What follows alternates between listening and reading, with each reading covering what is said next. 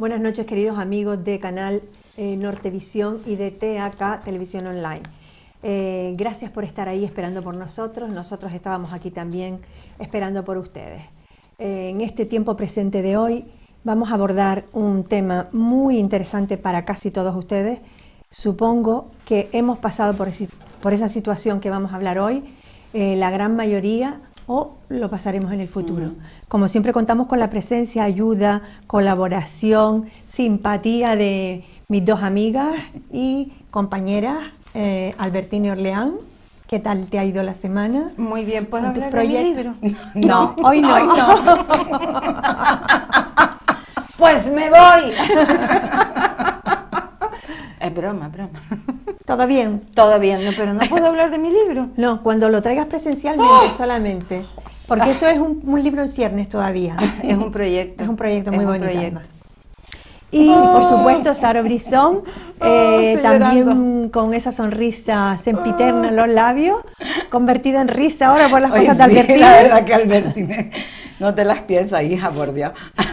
¿Todo bien, Todo Saro? bien, todo bien. Bueno, sí, estupendamente. pues el tema que vamos a hablar hoy, chicas, queridos telespectadores, es un tema de suma actualidad, pero no de ahora mismo, sino desde hace ya un tiempo. He planteado a mis compañeras hacer este tema hoy, aparte de por peticiones de ustedes que son tan amables de enviárnoslas pues a nuestro correo electrónico, pues por una película de que está en auge en este momento porque ha estado en los Oscars, no los ha ganado, pero sí es una película que se llevó 8 Goyas, que es Dolor y Gloria, de Almodóvar, que habla de la tercera edad, sus necesidades, sus cambios con respecto a la relación familiar, la dependencia.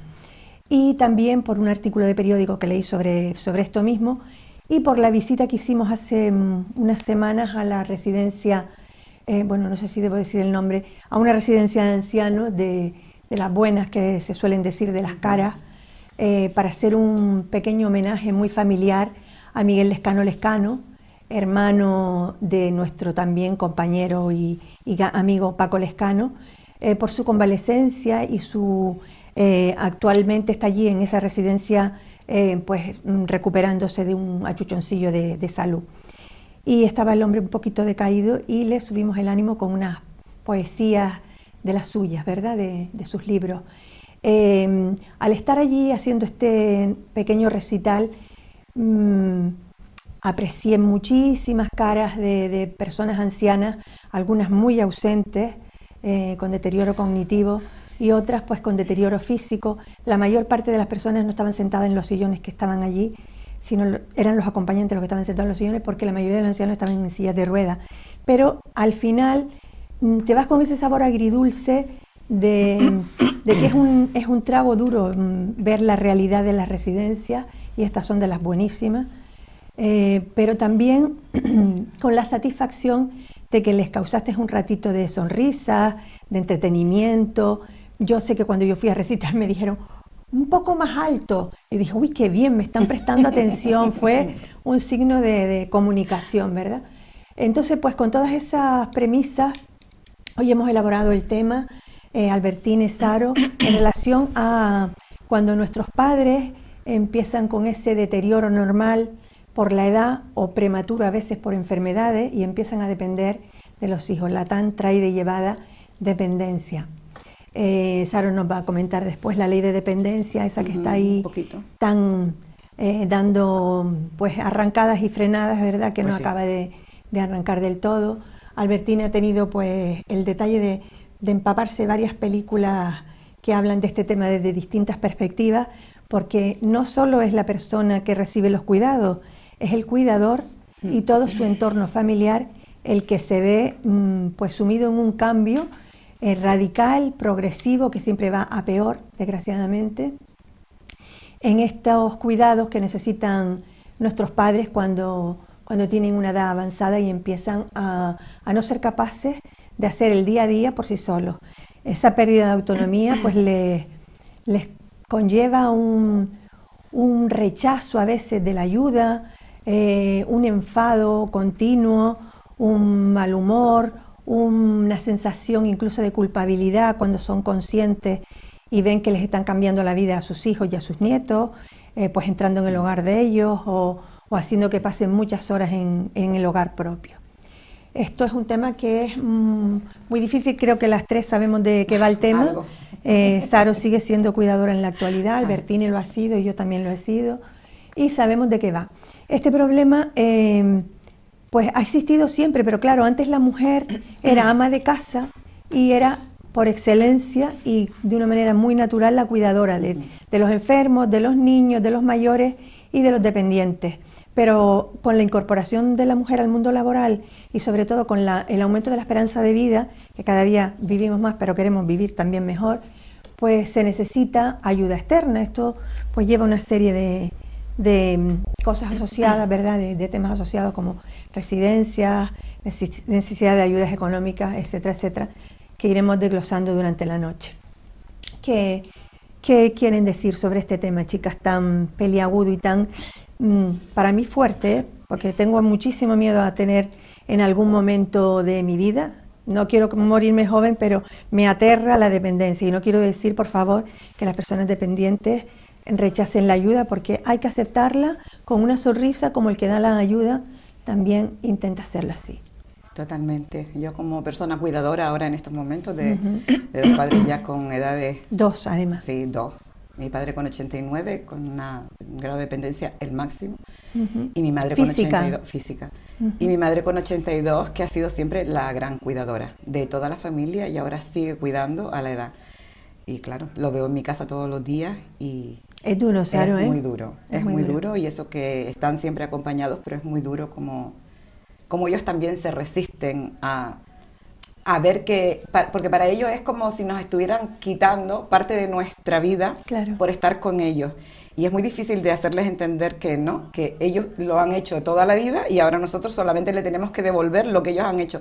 Pero ahí siempre estamos en el tira y afloja, no, pero no te molestes, no, pero si no es ninguna molestia. Y todo el día es un... Pues es eso, muy difícil aceptar, ¿verdad? Y es muy difícil aceptar, Y hay que tener en cuenta que no se debe... A ver, que tienen una pérdida de libertad importante, total, pero que hay que darles a entender y hacerles ver que su dignidad sigue intacta. Totalmente. Eso es muy importante. Sí, sí. Y que se hace todo desde el amor. Amor, es que no se puede... A ver, necesitan a veces más amor que cuidado físico. Creo que este trabajo, que tampoco es un trabajo, labor, vamos a decir, una labor, no se puede hacer de otra cosa, desde otro sitio que no sea desde el amor. El amor, la ternura. No, es que no se puede, no se puede. Albertine. También has sido cuidadora, creo que de tu abuela. Para mí es un tema muy controvertido porque creo que la tercera edad, aunque luego yo quisiera, con permiso de todas, darle una vuelta de tuerca a esa idea negativa de la tercera edad a través de una serie de pelis para que las vean los jóvenes, sobre todo. Sí. Me interesa que las vean las vean la gente más joven, ¿no? Los nietos, todos los nietos a ver las películas que después les voy a contar. Fuera parte de esto, para mí es controvertido porque depende cómo llegues a esa edad, ¿no? Y el tema que hablas de la dependencia. En mi caso yo estuve cuidando a mi abuela durante varios años, pero es que lo de mi abuela fue como muy extremo porque la pobre le dieron varios ictus cerebrales seguidos. En aquella época le llamábamos, porque hace ya 20 y tantos años, le llamábamos derrames cerebrales, sí. Qué palabreja, ¿no? Y entonces ella es lo que quedó, es en realidad casi siempre. Sí, ella se nos quedó, se me quedó realmente porque solo era la única familiar que a mí me quedaba, y los únicos familiares que mi abuela tenía éramos mi hija y yo, ¿no? Su nieta y su bisnieta, ¿no? Y entonces aquello fue una situación bastante dura porque se nos quedó en cama como un vegetal, había que darle de comer con una sonda nasogástrica, y era duro verla a ella en esa situación, pero sí que les puedo decir que de alguna forma ella comunicaba que estaba bien. Esto es largo de contar, es por pequeños detalles, pequeñas cosas que vas viendo, alguna sonrisa cuando se le hablaba, que no era una sonrisa mecánica que te dicen, ¿no? Respondía a estímulos, ¿verdad? Ella respondía a determinados estímulos y ella nos escuchaba, ¿no?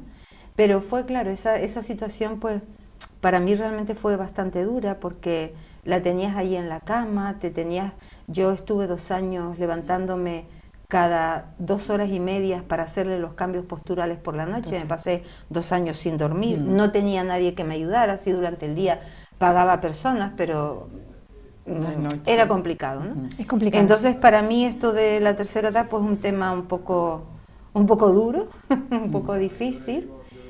Y yo qué sé, y me gustaría que de verdad que cuando todos llegáramos, porque no se sabe lo que nos puede ocurrir, que realmente tengamos al lado de nosotros personas, porque quiero decirles lo siguiente, y con esto voy a terminar, que no quiero acaparar el tiempo.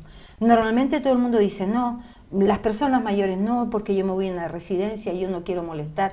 Vamos a ver, no es molestar, no podemos transmitirles a nuestros hijos y a nuestros bisnietos o a quien sea que nosotros vamos a ser una carga de mayores. No, porque precisamente el aprendizaje en la vida, digan lo que digan, está a base en determinados momentos de determinados sacrificios, en los que uno es consciente realmente de su capacidad de dar y de su capacidad de amor. Entonces yo soy de las que le he dicho a mi hija, y puedo parecer ante todos ustedes, telespectadores y telespectadoras, puedo parecer una egoístona, yo le he dicho, perdona, cuando yo sea mayor, yo quiero que tú me cuides, yo no me quiero ir a una residencia. Yo quiero quedarme en mi casita, tralalarita, y con mis olores, con mi camita, con mi sabanita, con mi historia. Oye, buscamos a alguien también para que te ayude, o lo buscas tú, porque a lo mejor yo no me estoy enterando de muchas cosas, pero yo quiero estar en mi casa con los míos. Yo no quiero sentirme una cosa más en una silla de ruedas, que viene alguien a darte de comer o a hacerte, a quitarte y a ponerte, alguien por el que te sientes incómodo y no sientes cariño. Por favor. Es duro, es muy duro, realmente, para las dos partes. No solo es el tema de la persona que es consciente de su deterioro y sufre desde esa postura de pérdida de... bueno, hay enfermedades terribles como el Alzheimer que nos roban nuestro mayor patrimonio humano, que es la memoria, nuestra vida, todo aquello que hemos ido dejando en los almacenes de la memoria, ¿verdad? Con lo que nos roba pues nuestra vida, nuestro contacto social, olvidamos los nombres de nuestros familiares, de nuestros seres queridos, de las cosas más normales de nuestro entorno.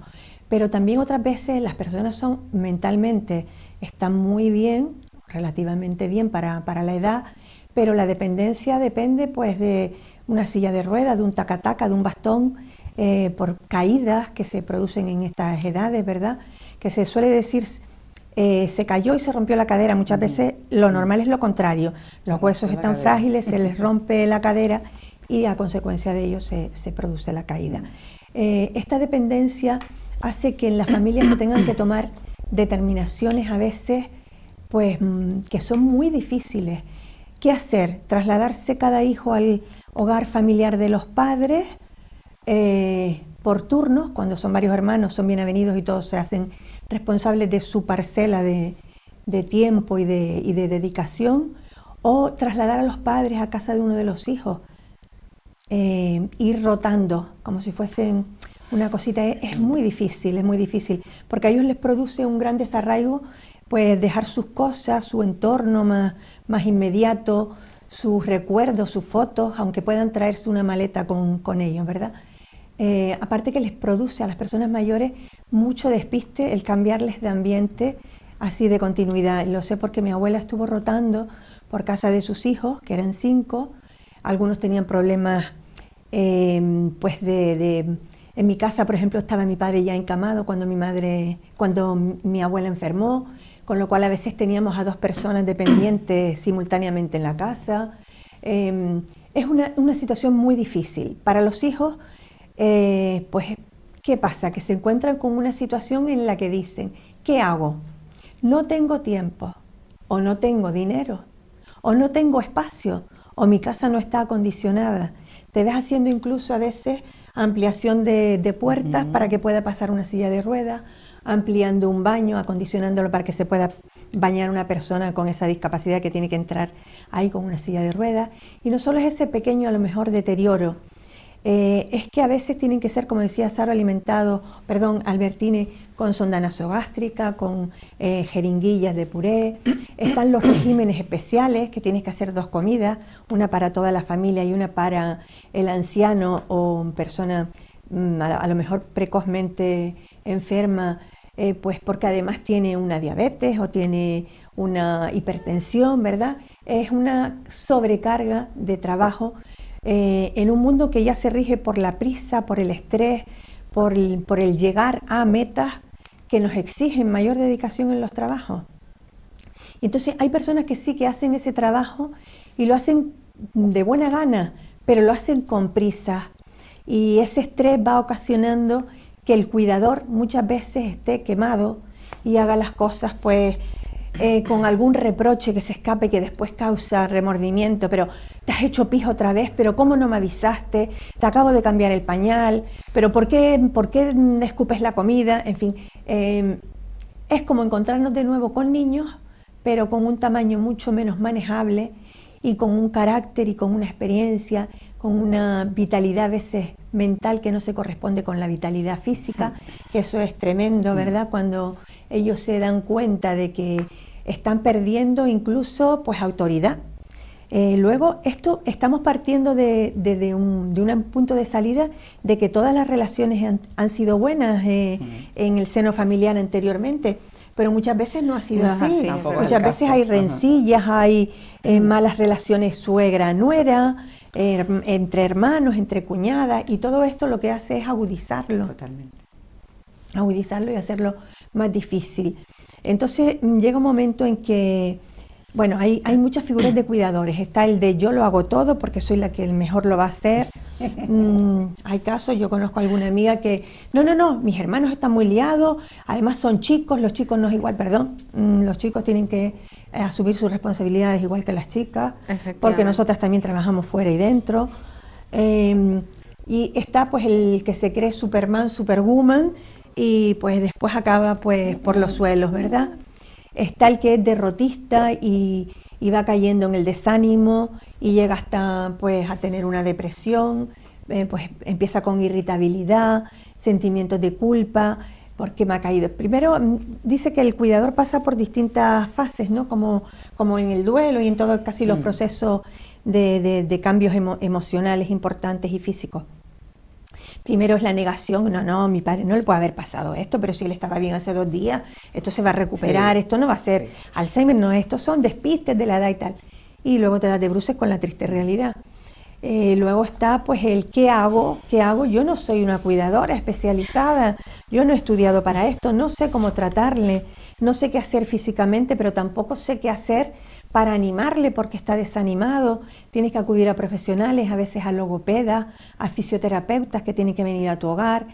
Luego está el momento el más importante es el de tengo que tomar medidas, tengo que solicitar ayuda, bien transitoriamente en un proceso más puntual o bien puntualmente determinados días de la semana, porque a veces el cuidador se niega incluso porque cree que no es justo esos momentos de asueto, de descanso, de no abandonar a los amigos y a la vida social que tenía antes de que su padre o su madre o su persona mayor, porque a veces son tíos, yo que no tengo hijos, tengo 2 sobrinos, pues peor todavía, digamos, aunque yo los veo como mis hijos, ellos me quieren muchísimo, pero a veces piensan, ¿qué será de tu futuro? Mi pareja también tiene hijos, pero claro, te planteas cómo será mi futuro cuando sea mayor. Lo iremos viendo. No has criado hijos, has ya. sido como una segunda madre, pero ¿qué ocurrirá? Confías plenamente en ellos, sabes que son personas de buen corazón y tal, pero son dudas que se te plantean, ¿no? Se te plantean, pero siempre hay sé de gente que ha tenido muchísimos hijos y al final los han venido a cuidar otras personas. Que tampoco otras personas o el hijo adoptivo de entre tantos hijos biológicos, ¿verdad?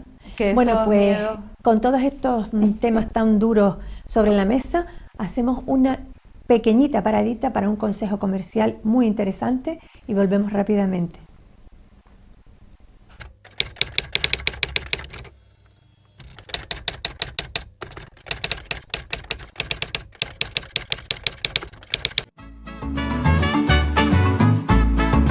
El ahorrador de electricidad Estaminal es el único aparato en el mercado que reduce el consumo de electricidad tras haberse instalado en miles de hogares en Canarias.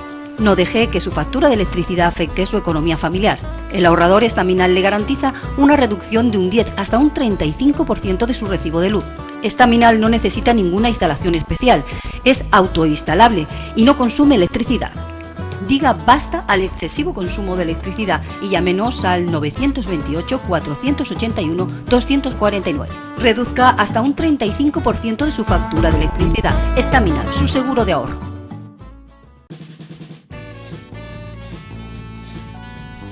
El ahorrador de electricidad Estaminal, tras muchos años de instalación en Canarias y ser elegido como producto del año en ahorro energético a nivel nacional, le ofrece la posibilidad de ahorrar de un 15 hasta un 35% de su consumo en su factura de electricidad. Sea cual sea su negocio local o industria, Estaminal tiene el ahorrador que se adapta a sus características. No se fíe de las imitaciones, Estaminal solo hay uno, con las homologaciones de la comunidad internacional. No deje que los gastos abusivos de electricidad afecten a la economía de su negocio. Pídanos presupuestos sin compromiso al 928-481-249. Ahorrador industrial de energía Estaminal, la solución a su excesivo consumo energético. Recuerde, ahorre de un 15 a un 35% de su factura de electricidad. Pues siguiendo con este tema que nos toca a todos por un lado o por otro, les voy a dejar con Saro para que nos dé una información sobre la ley de dependencia. Ahora mismo hay más de 7.000 familias esperando un puesto en un lugar, en una residencia de la seguridad social, porque hay particulares, pero son muy caras, no todas las familias se lo pueden permitir. Y hay más de 7.000 personas esperando ese lugar, ¿verdad? Sí, entonces está la ley de dependencia y todas las ayudas estatales que pueden tener. Bueno, háblanos un poquito de eso, Yo Saro. he intentado resumir porque es un tema un poco farragoso, grande, intenso y farragoso. Sí, sí. He intentado coger unos pequeñitos detalles, como por ejemplo que esa ley es la ley 39/2006 del 14 de diciembre y que nos dice que esta ley es con derecho a la promoción de la autonomía personal y la atención a personas dependientes, creando un sistema para la autonomía y la atención de la dependencia, que para eso se creó esa ley. Los principios fundamentales, que están todos recogidos en el artículo número 3, he cogido 2 nada más, es con carácter universal, o sea que va a ser financiado siempre por el Estado y las comunidades autónomas y que van a tener derecho a ella todas las personas que lo necesiten, y eso lo quise poner entrecomillado y subrayado. Interesante. Todas las personas que lo necesiten. Vale. Luego ya veremos. La realidad puede Del dicho al hecho va un trecho, exactamente. pero al menos eso el propósito. Sí. Ese es el propósito. Que el acceso a la prestación es en condición de igualdad, no es discriminatoria, y que tienen que participar todas las administraciones públicas en este tema. Que quienes tienen derecho, ¿a qué tienen derecho las personas dependientes? Al acceso a todos los servicios previstos por la ley y en casos excepcionales, decía en este artículo, a prestaciones económicas, porque no siempre son prestaciones económicas las que dan, sino pues ayuda a la casa, a arreglar a lo mejor ciertas cosas, a ponerse alguna férula, a una silla de ruedas. Hay muchos tipos de ayuda.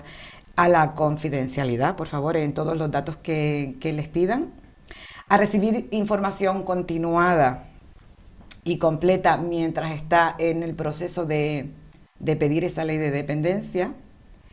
La persona que la pide tiene derecho a decidir sobre la tutela de su persona y de sus bienes, y también decidir libremente sobre su ingreso en una residencia.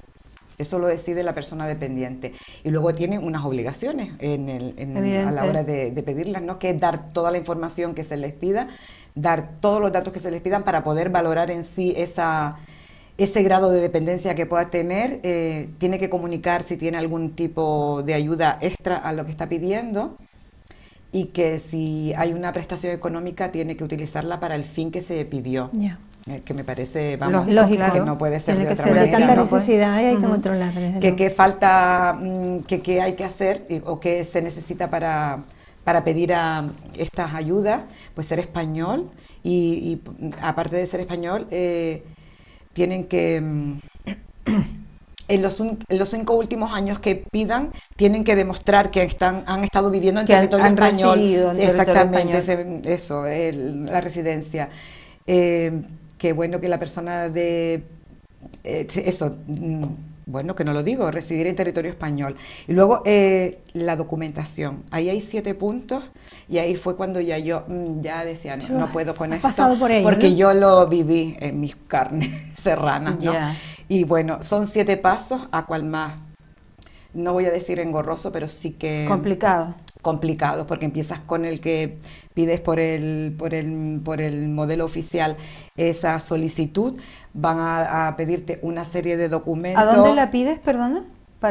Nosotros fuimos a las antiguas dependencias de la Clínica del Pino. Okay. Tienes que pedir hora.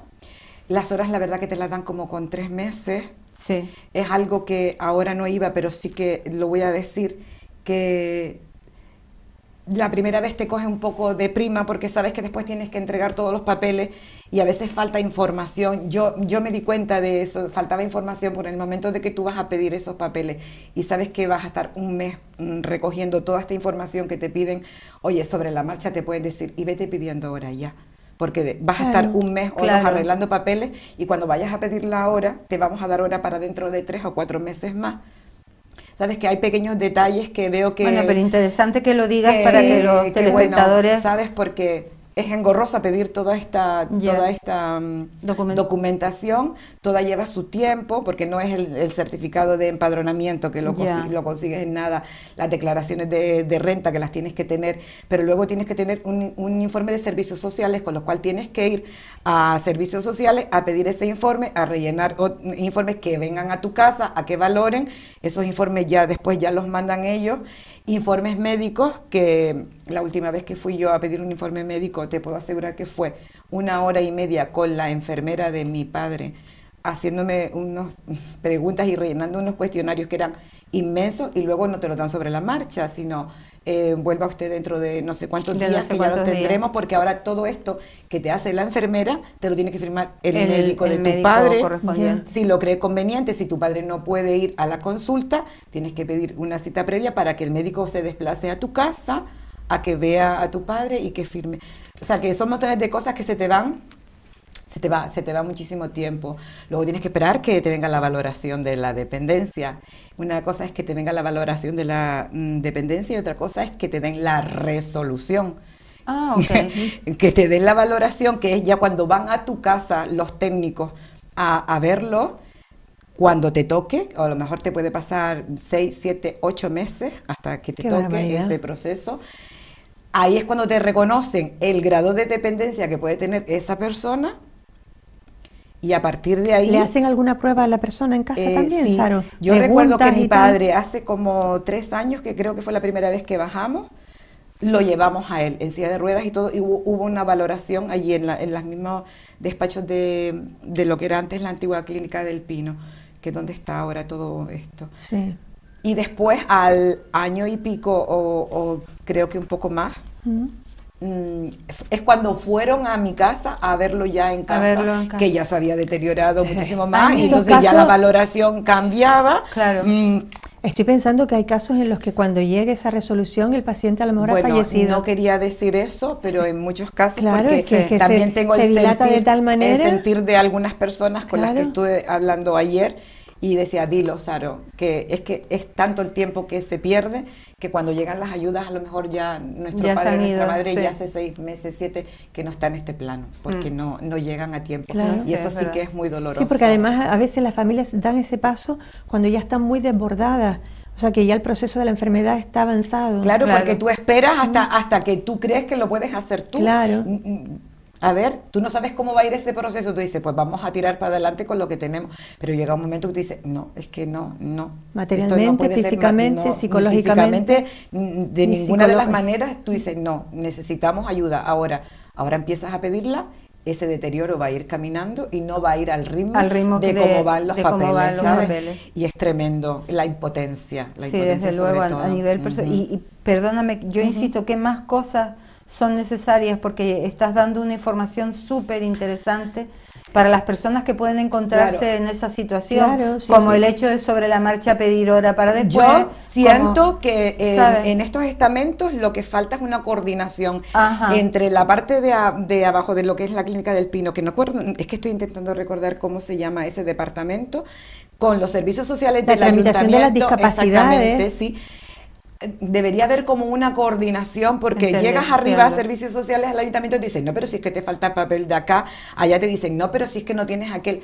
Cónchale, ¿no sería que ustedes dos como estamento organizaran un protocolo? Con su listado correspondiente. Esto, por primer paso, segundo paso, primer paso, desde que tú pidas esto y hasta que arregles esto, vete pidiendo hora ya, porque te vamos a tardar 4 meses en darte la hora. Y otra cosa que además no todo el mundo sabe rellenar esos impresos, a veces esa es otra, difícil. Esa entonces otra. Alguien que ayude, que haya alguien que porque ayude. a veces te pilla.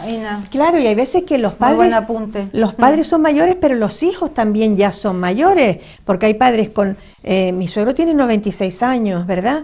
Pues a veces la distancia entre los padres y los hijos, en este caso sí hay una distancia de una edad, pero mi abuela tuvo a mi madre con 17, 18 años. Llega un momento en que tus padres son mayores y están atendiendo a tus abuelos. Total. Y tú también estás ahí echando una mano. Y no todos los padres, nuestros padres, por ejemplo, a lo mejor tenían ese problema. Nosotros estamos más acostumbrados a rellenar papeles oficiales, pero hay personas, no son nada fáciles. No son nada fáciles. Y hay personas que no saben ni siquiera rellenar correctamente. Hay algunos conceptos que tienden a equivocarte, y yo te digo que yo no me considero una lumbrera, pero también creo que sé leer. Es una persona con preparación y oye, aún así, que hay momentos que he tenido que pedir ayuda y decir, no entiendo lo que me estás preguntando, no entiendo.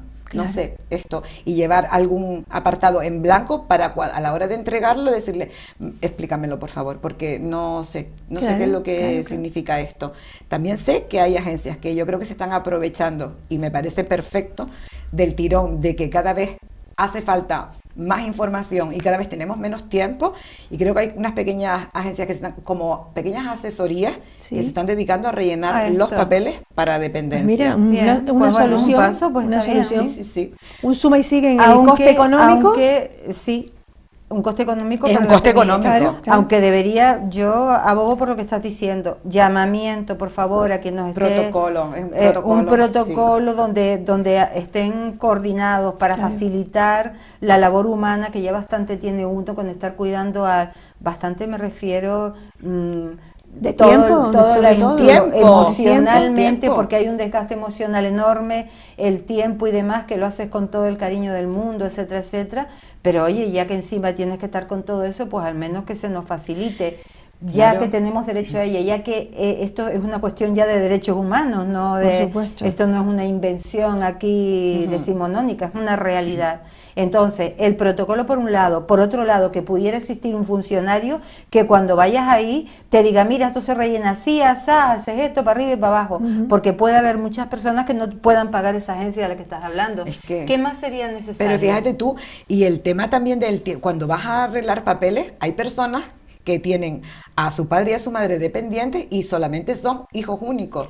Todo ese tiempo que tú estás en la calle, están tus padres solos. Dímelo a mí. Es que son montones de cosas que empiezas a sumar, o te lo llevas de la mano, como yo tengo amigas que cada vez que van a arreglar un papel para sus padres, se los tienen que llevar con lo que conlleva, personas con limitaciones ya, y tú dices, me la tengo que llevar, y hoy tengo que estar 3 horas sentadas ahí en esa silla hasta que me atiendan, con mi madre al lado, porque no la puedo dejar en ningún sitio. Tuve que dejar Eso es a mi agotador. abuela sola, postrada en una cama con sonda nasogástrica para solucionar en su momento determinados papeles, y yo salía, con perdón de la expresión, con los ovarios de corbata. Totalmente. Y yo iba rezando por el camino, que no pasara nada. A Santa Rita, abogado de los imposibles, a San Martí de Porres, dame el don de la ubicuidad, es decir, porque la desesperación era tal, porque yo digo, es que voy a llegar y de repente puede pasar cualquier cosa y mi abuela está botada en el suelo. Y que no te concentras, te están diciendo el papeleo que tienes. Ese es el típico y se te olvida, es que es horrible. Es parte del estrés. Exista una figura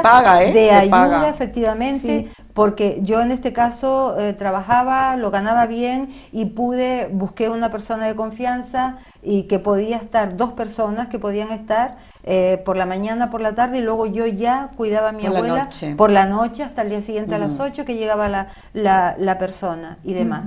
Y bueno, yo lo pude hacer, pero mientras estuve buscando a esa persona, porque encima no quieres meter a cualquiera en tu casa, claro. no, tu corazón te dice, mi abuela, mi madre, mi tío, abuelo, quien narices sea, no puede estar en manos de cualquiera. Porque yo le deseo lo mejor, tiene que estar en las mejores manos. Sí. Y eso es una labor ardua de buscar a la persona, las inseguridades que te crea la situación, es que es muy fuerte. Y eso es otra de las cosas que tienes mucha razón. Aquí estamos abogando por ello, bravo Saro, que hay que contemplar. Sí, yo creo que sí. Y además, y que no tuviésemos nosotros que gastarnos el dinero en encontrar, que las mismas instituciones tendrían que poner que las mismas te echen una mano, unas cuantas mesitas para ayudar, sí. Porque de verdad que es insufrible. Sí, se lo hace. Bueno, pues hacemos otra paradita, tomamos respiro porque este tema nos está pues la verdad que apretando un poquito el estómago, ¿verdad? Y volvemos rápidamente a finalizar el tema con algo un poquito positivo.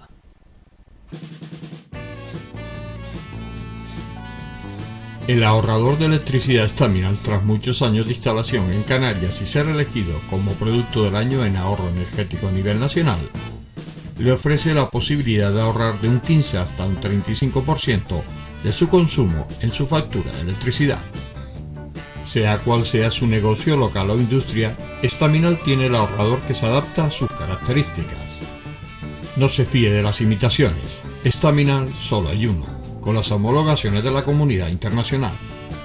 No deje que los gastos abusivos de electricidad afecten a la economía de su negocio. Pídanos presupuestos sin compromiso al 928-481-249. Ahorrador industrial de energía Staminal, la solución a su excesivo consumo energético. Recuerde, ahorre de un 15 a un 35% de su factura de electricidad.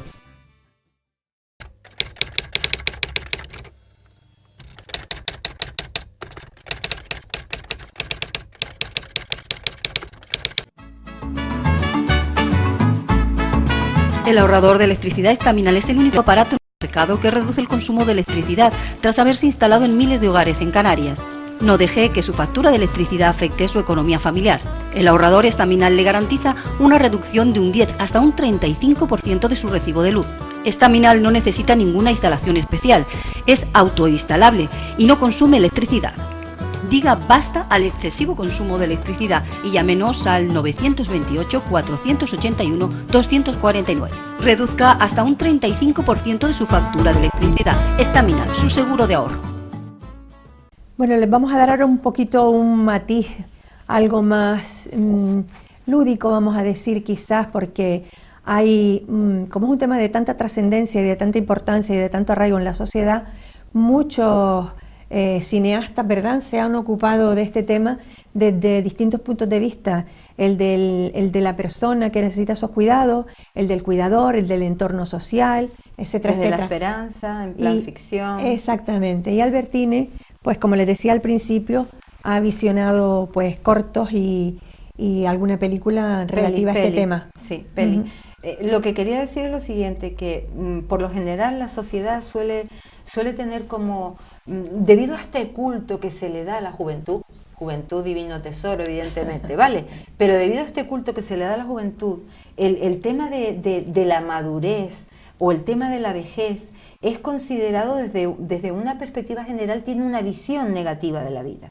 Entonces yo lo que quiero aportar con estas pelis, lo que queremos, nosotras tres que somos las tres mosqueteras hoy, que estamos con un tema candente y un tema súper real, ¿no?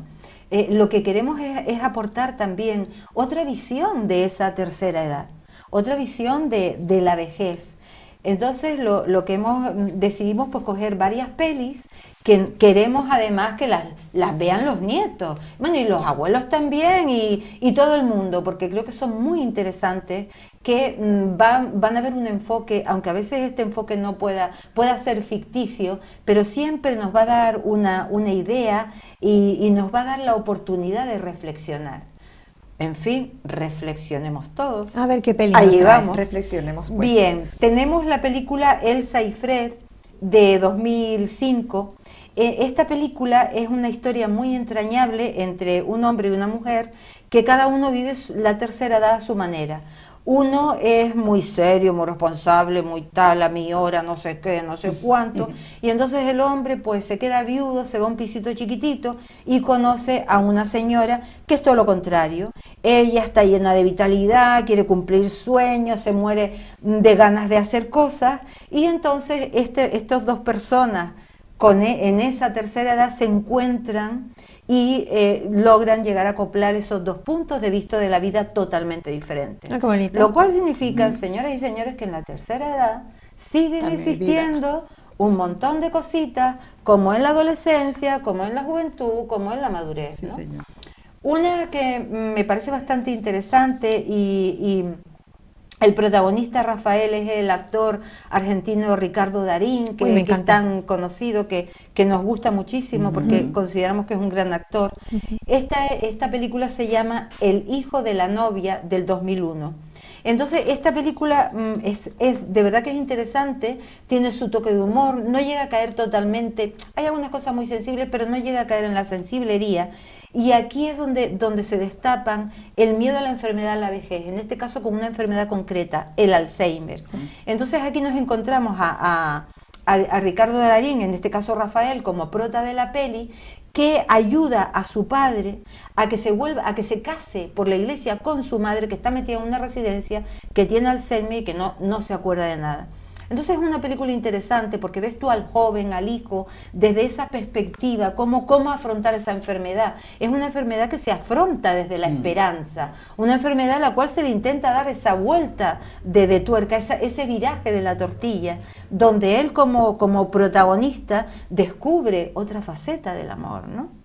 Y que ese amor puede perdurar a través del tiempo y puede llegar hasta la vejez y morirnos con él. Entonces me parece de verdad una peli bastante interesante de ver también, y muy bonita.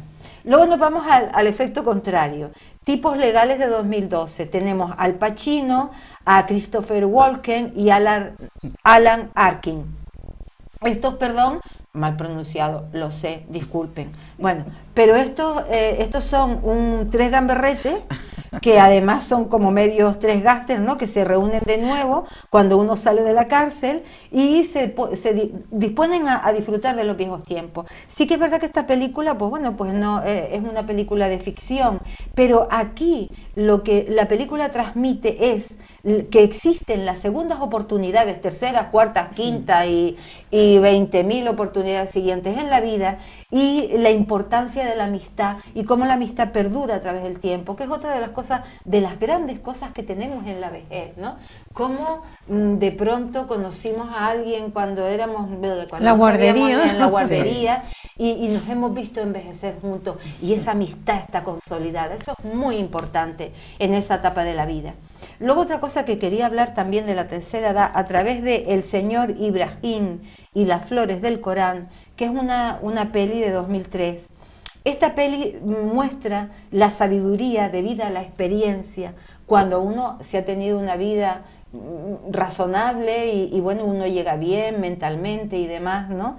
Cómo esas herramientas de la experiencia te muestran cómo realmente puedes transmitir conocimiento y puedes transmitir sabiduría con algo tan sencillito como es el día a día que cada uno de nosotros ha vivido. Y en este caso la película la interpreta Omar Sharif, chicas, ya en su etapa madura de tercera edad y tiro porque me toca. Y entonces este señor pues tiene una tiendita en París y conoce a un niño judío. Y él es un anciano sufí, ¿no? Fíjate qué diferencia, ¿no? Y ahí se crea una historia donde ese niño aprende de la sabiduría en este caso del señor Ibrahim, de Omar Sharif, ¿no? Que es otra cosa importante, lo de la tercera edad. Tenemos que escuchar a los mayores, porque los mayores tienen un bagaje que nos va a abrir puertas y nos va a permitir ahorrarnos muchos errores de la juventud, porque ellos ya los han vivido y te pueden dar esos toques. La experiencia. Vete por aquí, aquí, vete por allí. Aunque nadie aprende en cabeza ajena, Ay, ¿verdad? mira, me lo Pero quitaste de la boca. esas historias Sí, tan sí. bonitas. Da igual. Aunque sea como Nadie un cuento, no, yo me acuerdo de... Nadie no. Yo aprendí mucho de mi abuela, perdón. Sí, Y yo a esas mi abuela historias le que hice no- mucho caso. Sí. Y yo aprendí muchísimo. Y te ha ido bien en la vida. Y me ha ido bien porque muchas de las cosas que me enseñó fui capaz de ponerlas en práctica y me salvé de más de 4 rollos. Así que no todos nos escarmentamos en cabeza ajena y por favor aprendan eso. No vamos a poner creencias ya preestablecidas y dogmáticas. Nadie cabeza ajena. No, señores. Habrá quien sí y habrá quien no. Y perdón por llevarte la contraria. No, para nada, Luego no, nos no. peleamos en la puerta. En la puerta te espero. En la puerta nos esperamos. Sigo corre, Sol de Otoño, de 1996. Es una película de Norma Leandro, pero yo aquí lo comento por Federico Lupi, que es como más conocido. Es una película argentina. Aquí Sol de Otoño muestra una relación sentimental y que es súper graciosa, porque ella es judía y él no. Y entonces ellos se conocen, ¿no? Y ella le dice a Federico Lupi, Norma, le dice a Federico Lupi, oye, te tienes que hacer pasar por judío, porque mi familia es judía y aquí pues, olvídate. Entonces, esta película habla de aprender, ¿no? Cómo este hombre se ve de pronto metido en una familia judía, ya un tío mayorcete de la tercera edad y todo este rollo, y entonces él tiene, ¿no? que aprender un montón de cosas, que vivenciar un montón de cosas, algo que puede resultar, que la gente dice es imposible, ya no se aprende. ¿Cómo que no se aprende? Cada instante de la existencia, tengas la edad que tengas, estás aprendiendo. Y entonces este hombre aprende y descubre también lo que puede significar, curiosamente, enamorarse por primera vez, ¿no? Madre Y es súper interesante y todo esto... Se dan historias de amor en las residencias para la Sí. tercera edad. Sigo, me quedan 3. ¿Hay Sí, tiempo? resume un pelín Hoy, porque en nos el queda- Estanque nos Dorado, queda poquito. Uy, 1981. esa preciosa. Es una película preciosa, todos la recomendamos. Henry Henry Fonda, Fonda. un actorazo, Katharine Hepburn. Sí. Son 2 ancianos que deciden pasar sus vacaciones rodeados de la naturaleza, en ese estanque, con esa tranquilidad. Y es una película que refleja, sin sensiblería, sino con el más absoluto realismo, refleja realmente los temores de la tercera edad. Aparece una hija con la que él tiene problemas, él no acepta la vejez y así. Es decir, es muy interesante. Plantea porque los nos problemas hace- típicos de esa edad. Efectivamente. El que acepta el paso de los años y, el que no. quien se rebota allí. Exacto, con esos temores y luego las relaciones y demás. Por favor, vean esa película. Otra súper chula, El exótico Hotel Marigold, Ay, es del 2011, ¿no? Maravillosa. Es maravillosa, por Maravillosa. favor. Una tercera edad donde todos descubren lo que la vida les tiene todavía que ofrecer. Sí. Vamos, por favor, redescubren de nuevo la vida y todo lo que la vida puede conllevar. Entonces, esa peli es otra película que tienen que ver. Llena de color. Y, sí, señor. Y por último, ya para rematar, El Séptimo Cielo. El Séptimo Cielo del 2008. Señores, sexo a la tercera edad. Me voy a poner hasta con cara picarona. A ver, es una película alemana, ¿eh? Y esa película expresa que la pasión es algo que no se pierde con los años.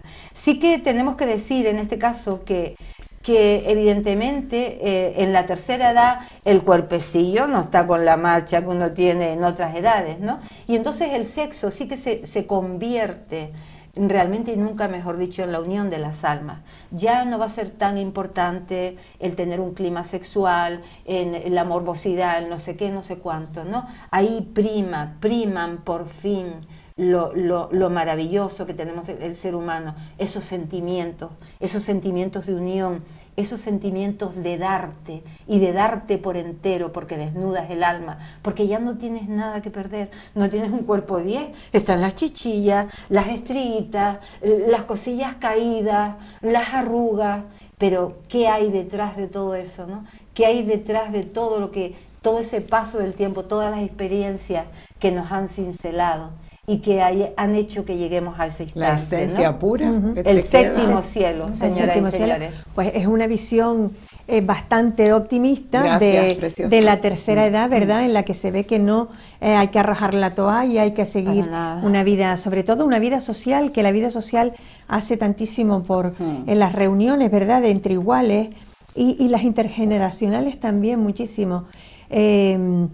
También un aspecto que quería haber tocado o que voy a tocar en esto es, chicas, la diferencia que hay de una cultura a otra en el tratamiento de los ancianos.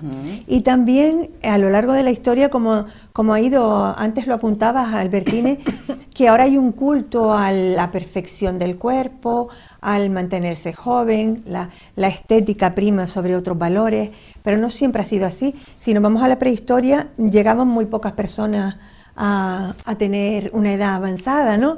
Entonces eran considerados pues como sabios, eran los que daban consejos, eran los que cuidaban y eran casi venerados. En la antigua Roma, en la antigua Grecia, pues eran los que daban los consejos a la juventud. En Roma incluso eran las clases ricas, eran las personas mayores, y llegaron a ser incluso un poco envidiados y foco de críticas, ¿no? Por esa situación privilegiada que tenían. Y si nos vamos a nuestros días, pues ocurre esto que decía, el culto a la belleza, el culto a la juventud, a lo puntual, al momento, y al poco valor que se le da a lo mejor a la experiencia. Y después, pues si nos vamos a distintas culturas, es en Oriente, en Corea, en Japón, en China, en la India, donde son más considerados los ancianos, son cuidados por los hijos de una manera natural. En la India, por ejemplo, la pareja recién casada se traslada al hogar de los padres de él y la nuera tiene la obligación de cuidar a sus suegros, aunque tenga hijos e hijas, ¿no?, naturales. En el caso de los países, China, en Japón, hay leyes que obligan a cuidar a los padres e incluso hay multas importantes para los hijos que no lo cumplen. Nos vendría un poquito bien aquí algún toque de atención a ese respecto. Si nos vamos a la sociedad de